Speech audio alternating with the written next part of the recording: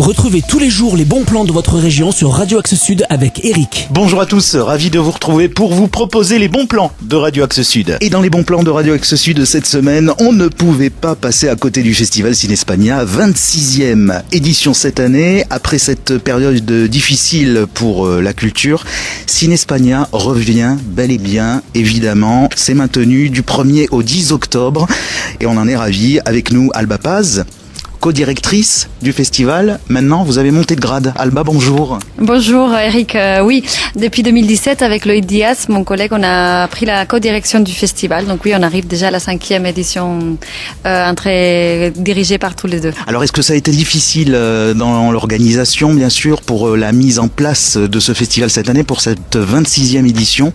Je suppose qu'il y a eu pas mal de difficultés pour que ce festival se passe dans les règles de l'art, on va dire. Effectivement, quand tous les événements culturels, on a les mois précédents, maintenant, au mois d'octobre, ont été un peu difficiles. Parce qu'on ne savait pas trop comment allaient se passer les choses. Je peux dire que depuis le mois de mai, juin, on était déjà tranquille. On voyait que les choses reprenaient un peu la normalité. L'année dernière, nous avons eu beaucoup de chance et on a pu maintenir en présentiel le festival avec les limitations de jauge, avec certaines fermetures un peu avant. Cette année, on est très content de pouvoir maintenir le festival avec une jauge complète. Enfin, les gens pourront être accueillis complètement. Et en plus, la bonne nouveauté, c'est qu'on reprend un peu le moment festif. Les apéros-concerts sont de retour. Et notamment une fiesta del cine espagnol, la fête du cinéma espagnol, qu'on va célébrer le 6 octobre, le mercredi 16 octobre.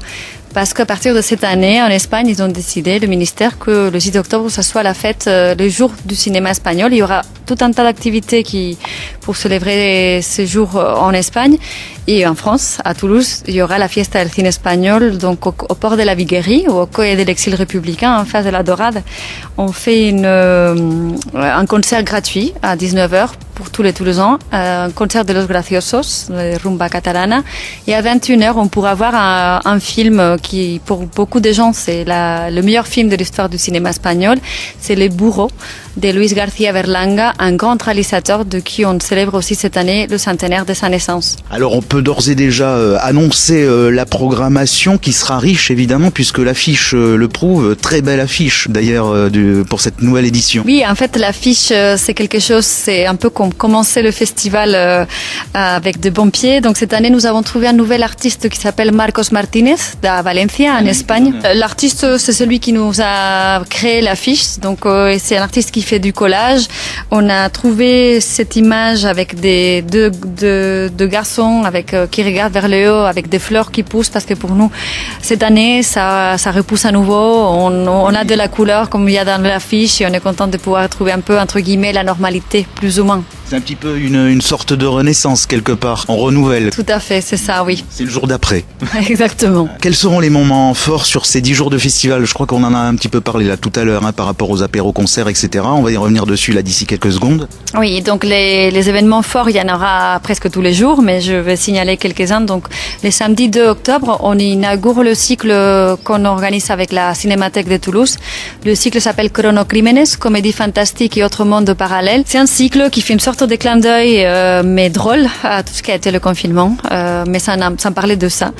Nous avons choisi 9 films qui vont de 1945 jusqu'à l'actualité. C'est des films qui questionnent un peu la notion du temps. Ils vont faire des boucles temporelles qui détournent les espaces, les temps, les doubles vies. Et on va trouver de la comédie surtout, de la main de Nacho Vigalondo, qui est l'invité d'honneur de ce cycle qui sera présent à la Cinémathèque le samedi 2 octobre à 18h. Le lendemain de l'inauguration du festival qui aura lieu donc le vendredi 1er octobre. Exactement. Et donc Nacho va nous parler un peu de quelles sont ses références parce que c'est un réalisateur qui travaille beaucoup entre l'Espagne et les États-Unis. D'ailleurs, il vient tout juste de tourner une série à Los Angeles et il vient exprès pour le festival. Donc il va nous parler comme je dis, ses références, quelle est sa vision du genre qu'on va présenter ici parce qu'il détourne toujours. Par exemple, il y a une comédie romantique avec des vaisseaux spatiaux. Il y a Colossal, un film qui a été tourné aux États-Unis avec Anna Towen. C'est un monde assez particulier qu'on pourra le découvrir avec lui. Encore une fois, le samedi 2 octobre à la Cinémathèque de Toulouse. Combien de films seront projetés cette année? On a un peu plus d'une centaine de films. Ça comprend des longs métrages, des fictions et documentaires, bien entendu, et des courts métrages. Donc plus d'une centaine de films pour tout le public. Alors y a-t-il de nouveaux partenaires qui contribuent à la longévité du festival cette année? Oui, c'est une très bonne question. En fait, je vais un peu présenter une des nouveautés de cette année, parce qu'il y en a plusieurs.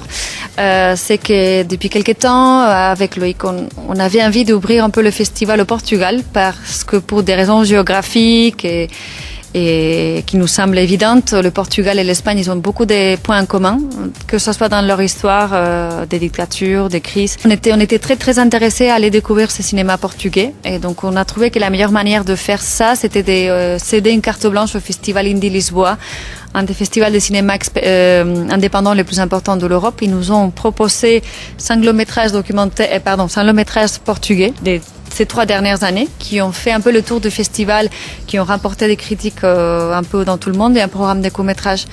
Donc ça, c'est un nouveau partenariat qui nous semble assez intéressant pour pouvoir aussi aller vers d'autres publics espagnols, mais aussi portugais, parce qu'il y a une demande de ça. Donc pour l'instant, on verra bien comment ça marche, mais on a une certaine attente pour ce cycle et on en est très content.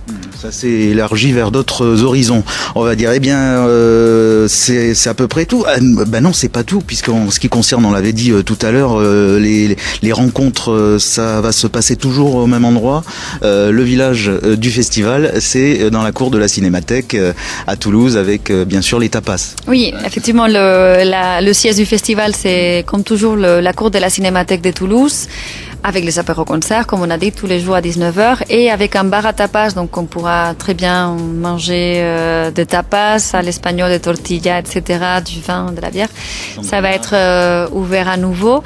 Les sites de la Cinémathèque, c'est aussi les lieux où on peut aussi rencontrer les invités, parce on va recevoir 75 invités, à peu près. Donc il y a les invités qui seront à Toulouse pour présenter les films. Les rencontres avec les réalisateurs, les comédiens, les producteurs également. Des producteurs, des équipes techniques. Donc c'est les moments aussi conviviaux pour pouvoir échanger avec eux, parce qu'ils sont assez accessibles. Donc j'invite tout le monde à venir à la Cinémathèque et parler de cinéma. Et bien sûr, il y a la page Facebook de Cinespagna. Et également, pour avoir plus d'informations sur le programme, on peut se rendre sur le site. C'est www.cinespagnol.com. Nous avons Facebook de Cinespagna, Instagram, Twitter, donc toutes les actualités sont à suivre sur notre site, ces réseaux sociaux. Je veux rajouter une dernière info, c'est que nous avons le plaisir d'avoir la première française du dernier film de Pedro Almodóvar, Madres Paralelas, qui a concouru au Festival de Venise la semaine dernière et pour lequel Penélope Cruz a remporté la Copa Volpi à la meilleure actrice.